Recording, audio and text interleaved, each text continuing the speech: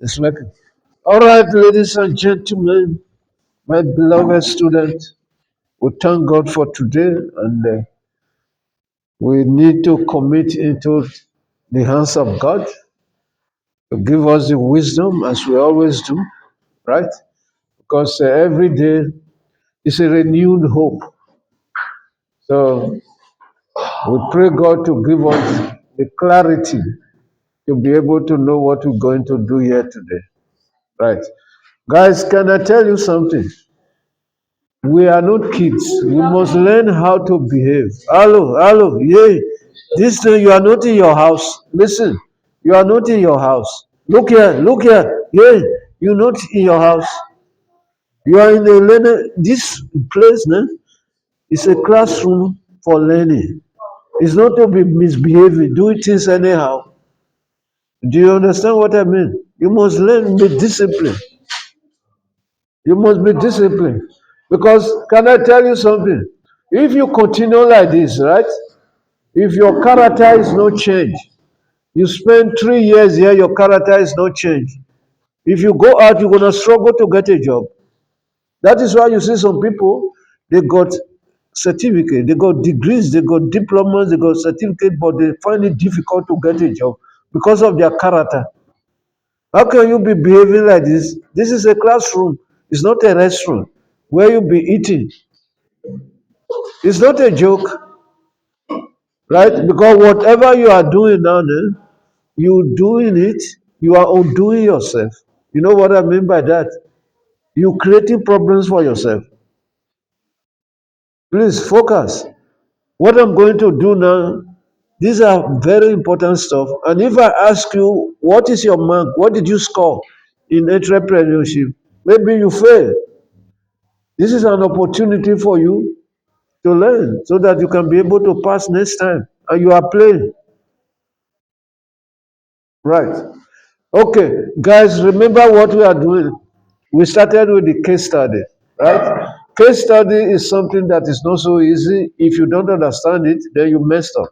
That is why I'm taking my time to explain it. All right. Yesterday, what we did was that we talked about where did we stop? We stopped here, supporting documents, right? If I may ask you now, what are the items? What do you need to put or to include in a supporting document of a business plan? Right? Can you give me one? Hello. Identify one item that you need to include in the supporting document of a business plan. I'm asking you, what is your name? What is your name? Can you identify one item to be included? You don't know. Were you here yesterday? Were you here yesterday? You were not here yesterday. Did you see? Because you don't focus. You come here to sit and play away your time. It's not good. What? Oh, yes, you may have. Yeah, you give me, identify one item that you need to include. You see, you forgot. You know why you forgot? Because when you are here, your mind is not here. You are eating in the class. No, it's not a joke. It's not a joke. You see, you must focus. Even kids in the creche, creche, they don't behave like this. When you say sit down, they sit. You say listen, they listen. Yeah, the children.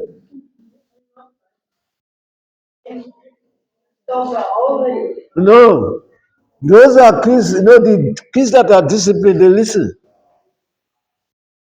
Please. All right. Now, okay, who can give me one of the items that could be included in the supporting document or as a supporting document in the business plan, in the appendix? Who can give me an example? Anybody? Nobody? Were you here yesterday? Huh? Give me an example. What can you include here? This one, 3.3.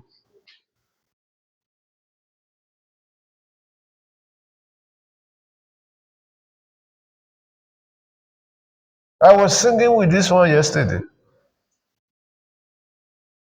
You don't know? Okay, can you give me an example here? 3.3. What can you find in the appendix of a business plan?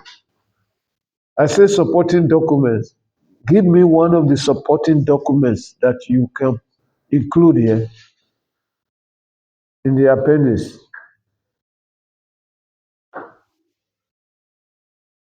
Were you here? Yeah. The support. What item can you include as a supporting document? Just one. Huh? Bank statement. Yes, good. Bank statement.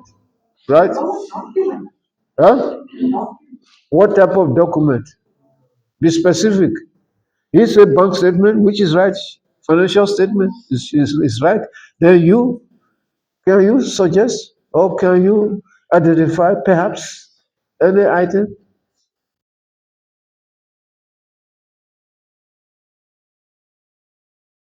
You at the back.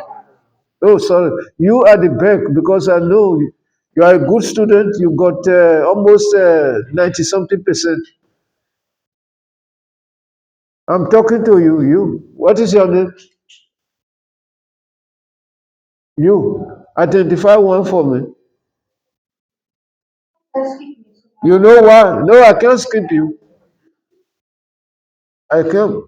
I'm putting you on the spotlight now. You. You see, you know why now? Because you are always sitting at the back these days. So why can't you give me an item? Why? Can you? Huh?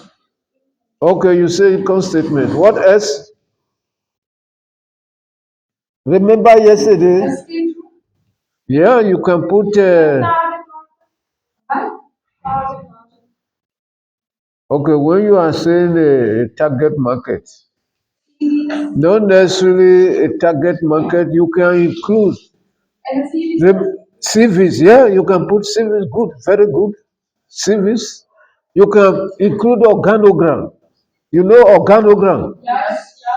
You can include it. Huh? You say? No. Organogram will show people how they intend to run the business. Yeah, organogram, because you remember, organogram will depict the positions, how you put people in positions. Then you back it up with your CVs, right?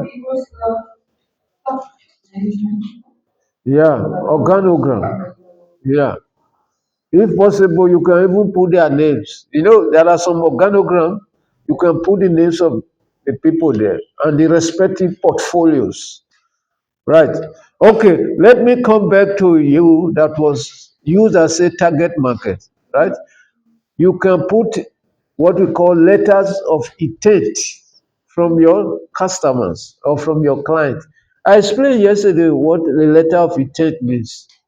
I gave you an example of somebody go into a business of transport and logistic. Then you've been able to strike a deal with the principals, let's say principals of the schools. They've given you a kind of a commitment that they're gonna patronize your business. They will use your transport to transport the learners. Then they can give you huh? Which transport? Which transport?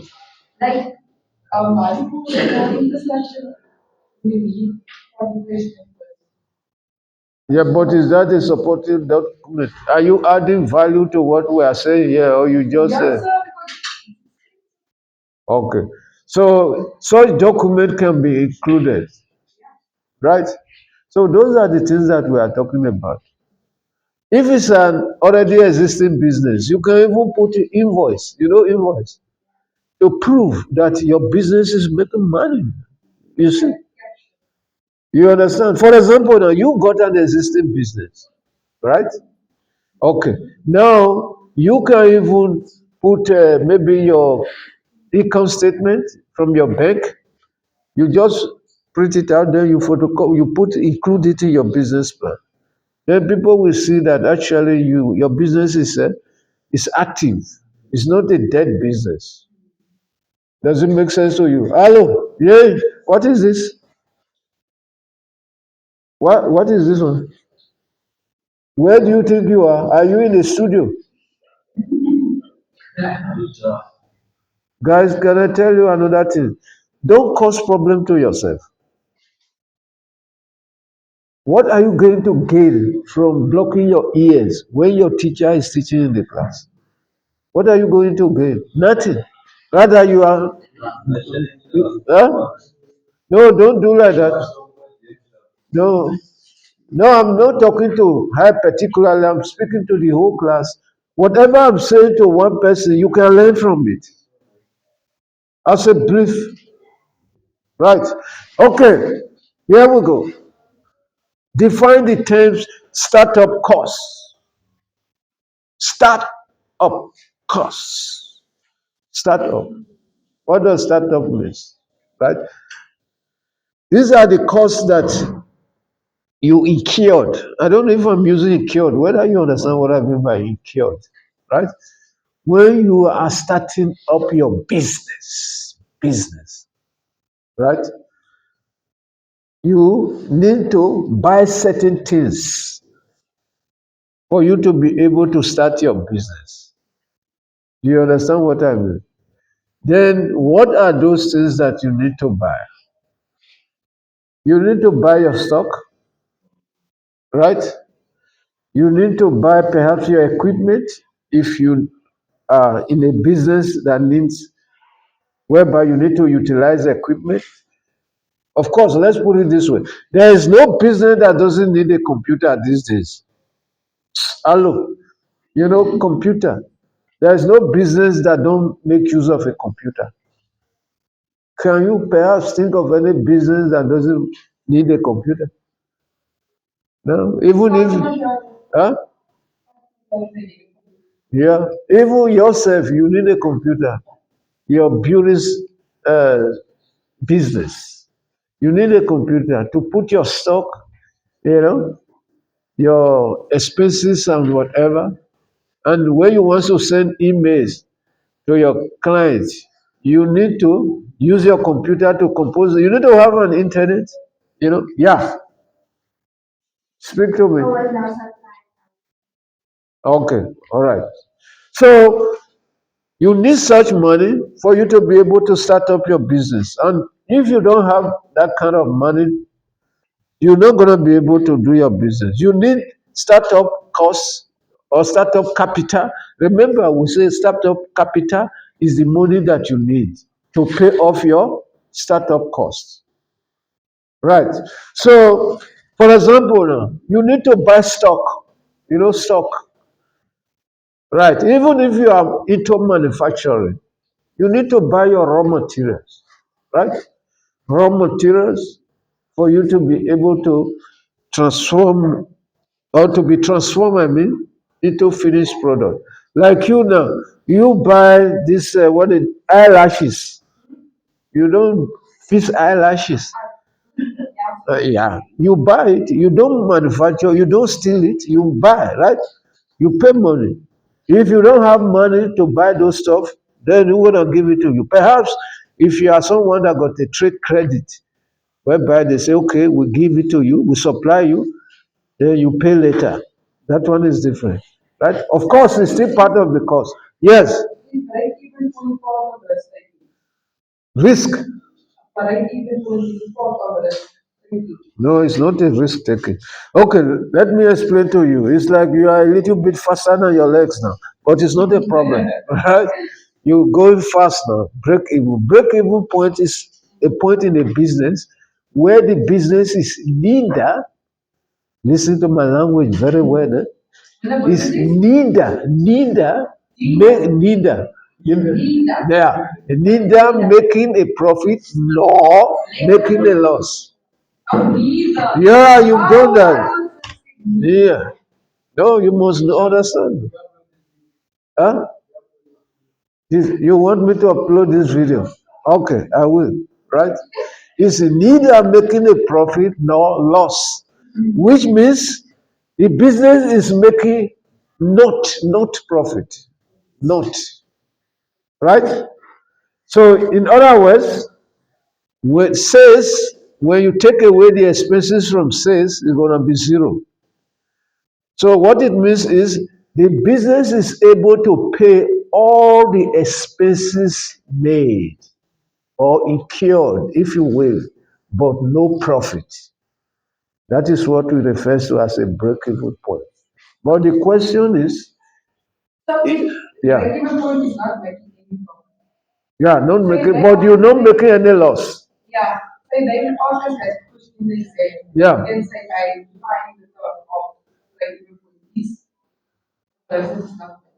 Yeah, but that should not be the main explanation. You know, you take that as a supporting explanation, right? You will say a break-even point is a point in the business whereby the business is need. If you can say what I'm saying now, is neither making a profit or loss, or where sales is equals to the expenses, right? So that is what it means. You know. But what I can tell you is this: at a break-even point, it doesn't mean that the business is not doing well. Do you understand what I mean? It depends on the state of the business or the year of operations of the business. For example, if it is a new business, right? You've just started a business. Of course, people don't know much about the business, right? Then your first month, you were able to be at a break-even point. You must thank God, right? You know, the business is not bad. You see, there is a good prospect in that business. You must lose hope. Because, for example, at least were able to pay off your expenses. You don't owe anybody, right? So beyond that point, then you start making profit. A new business at that stage is not doing bad. For example, during the time of COVID, you know what I mean by COVID, how old were you during COVID period? Oh, you were 21. Okay. At that age, you were able to understand what was happening to businesses, right? The businesses were at a standstill. It was standstill, let me put it. All businesses were operating at a low ebb. You know what I mean by low ebb? You know, they were praying God to even reach a break-even point. Huh? No, when we say low ebb is an idiomatic expression. That means they were not doing well, right? Low ebb, right? They don't teach you idiomatic expression. For example, if somebody say you burn the midnight oil, you study throughout the whole night, it's an idiomatic expression. So when I'm using that say low ebb, that means the sales was very low, at a low point, right? Okay. Now I've explained break even. Now you made me to jump. Okay. I think the explanation for the two is all right now. You know what is the startup cost as well as a break even point. Yes. Any question? All right. Now let's move. Guys, look at this. Sometimes when you see figures like this, if you are not somebody that study well or prepare well before the exam, your head, your heart will skip a beat. You start wondering, how am I going to answer this thing? It's very easy, right? Because the bottom line is what you need to know here is to be able to identify the expenses, the respective expenses here that are what? Fixed cost and variable cost. Fixed cost and variable cost. Right. But now you know what is a fixed cost as well as a variable cost. Okay, right. Sometimes I've seen in your papers when I was marking the last paper. I think the question of such came out. Yeah, you got it right, but some people didn't get it right. There was a student who was very funny. Instead of variable cost is describing fixed cost. When the student needs to describe fixed cost was saying variable. I had wanted to add mercy on the student, but when I look at all, I said, no, this student is making blunder there. So then I put not, zero, right? Not correct. You see, you should know which is which, right? Fixed cost, as we said, is a kind of cost that remains the same, that doesn't change, irrespective of your level of engagement. You know what I mean by level of engagement? Irrespective of your volume of sales or volume of production, if you like, right? It remains the same. Whereas variable costs in most cases are costs that varies. Some of the variable costs are consumables, right? You buy then you consume it, right? For example, raw materials, you buy it, you transform it to another stage. The more your your business is growing, or the more engagement, or the more sales, if you like, the more you buy raw materials to be transformed, right? So the less on the reverse side, if your business is not doing well, you produce, you sit with the stock. Nobody is buying, the warehouse is full. Are you going to run and buy raw materials again? No, you say, let me first of all dispose of what I've produced. Do you understand? So, by virtue of that, raw materials is a variable. Okay, let's look at the questions, right, that we have here, the various items. Right. The costs below are included in heads up financial projection for its first month of operations uses. Why do we characterize this as projection?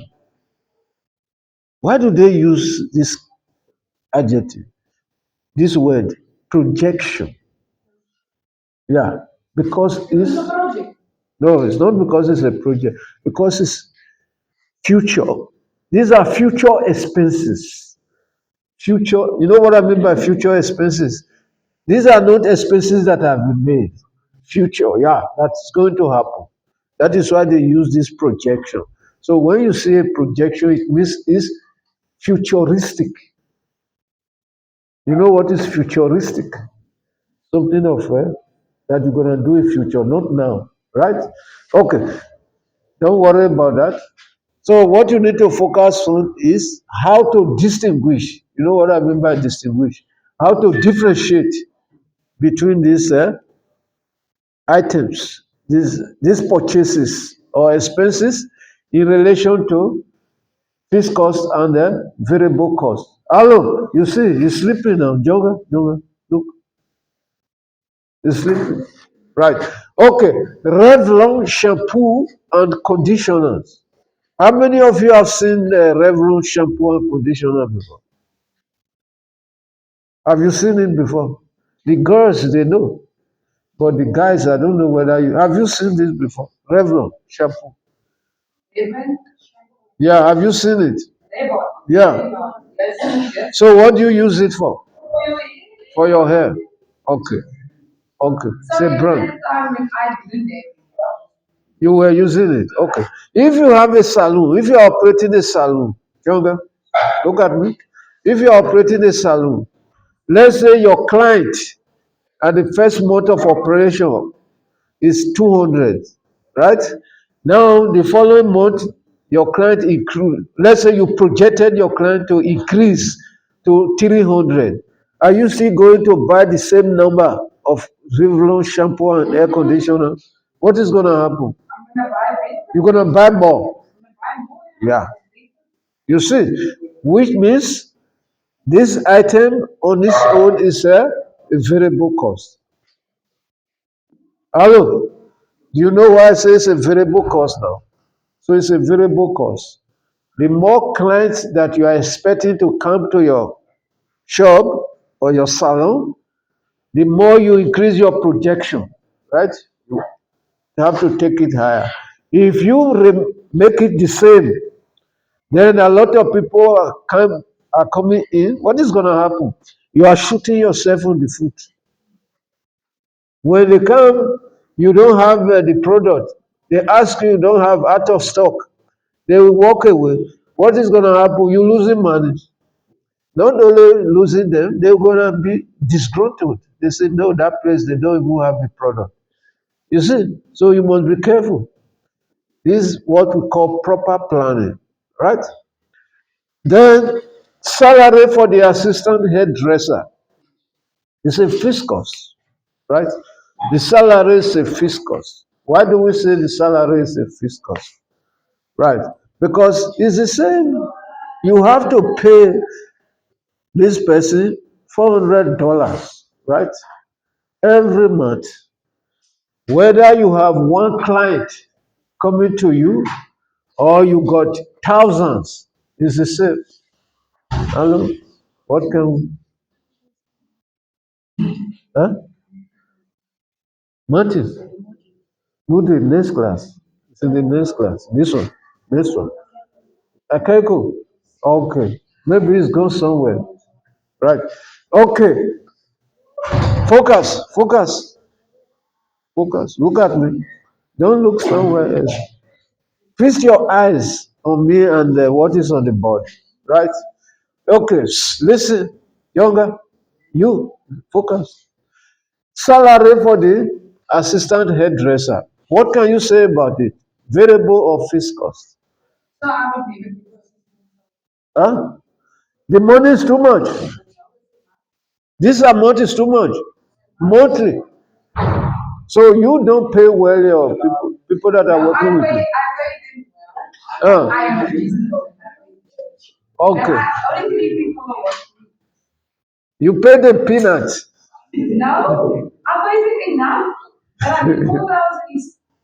It's not too much. Okay. All right. Anyway, we can discuss that in a different. Yeah. Uh, yeah. Don't worry. Yeah.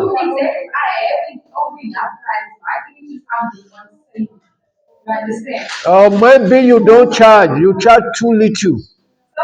Maybe your charge, your price is too little. Uh, yeah. Yeah. Anyway,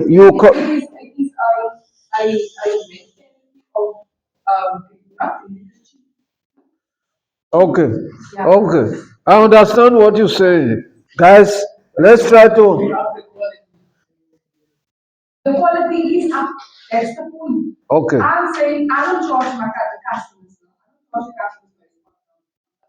Yeah.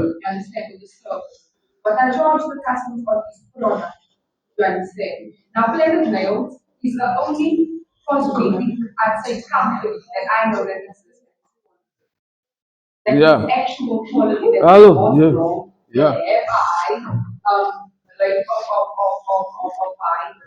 Okay. You know, what she's saying is very correct. Guys, listen, listen, let's unpack it. What you are saying too is correct, right? Let's try to reconcile it too. Right. You see, your selling price, this is what we did here, that she's practicalizing. The selling price depends on your cost price.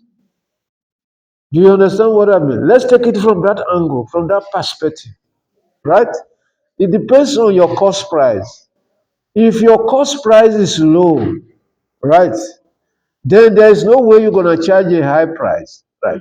And herself, where she is operating from, she is so fortunate that the cost of living, right, is moderate. I don't want to say low. That is why those people that she's paying that amount, 2,000, whatever she's paying them, they are comfortable with it and they can make use of it. Okay, let's try to compare your case now, or to yeah, look at your case now and that of China, right? Her case is like that of China, right? In China, they got low cost of production, low cost, because the wages there is not high. Yeah. The wages is not high. Whatever they are paying their people, they are comfortable with it. Right? That is why they can be able to charge a very competitive price. Their products are very competitive in terms of price. Do you understand what I mean? So it's that kind of a scenario, right? Yeah. So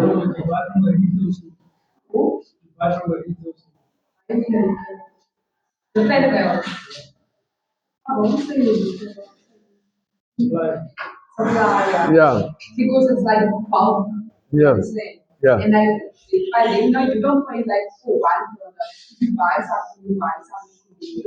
yeah, yeah, yeah, yeah.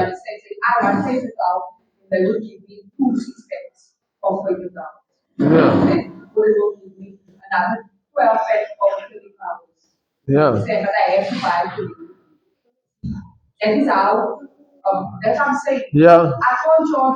Yeah, yeah, yeah, yeah, yeah, yeah.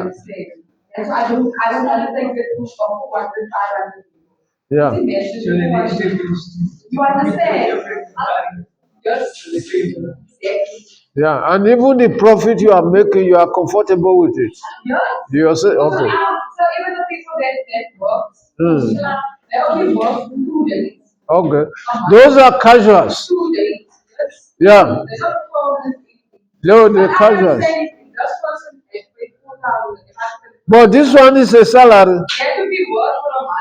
Yeah. Okay.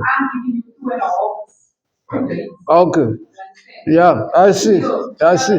Because this is the type of business she's doing. So that is why she's interrogating the figures, which is not, it's not something bad. It's good, and we like it. Yeah. Okay. Very good. Now the wages for the part time, right? It says 700, but it's not telling you how many times the person is working there or whatever. But let's just take it the way it is, right? Then wages here is a variable. Is the period over?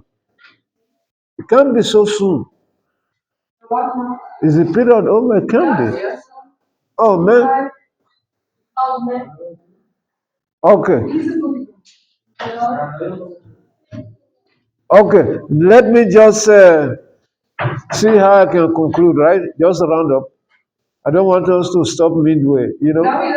When you are driving, you just don't have to stop midway on the road. You must park nicely, right? Okay. Then the wages, as we say, we talk about that. Insurance premium. Insurance is a fixed cost, right? Fixed cost. You must know that. Because the premium, what do we mean by premium?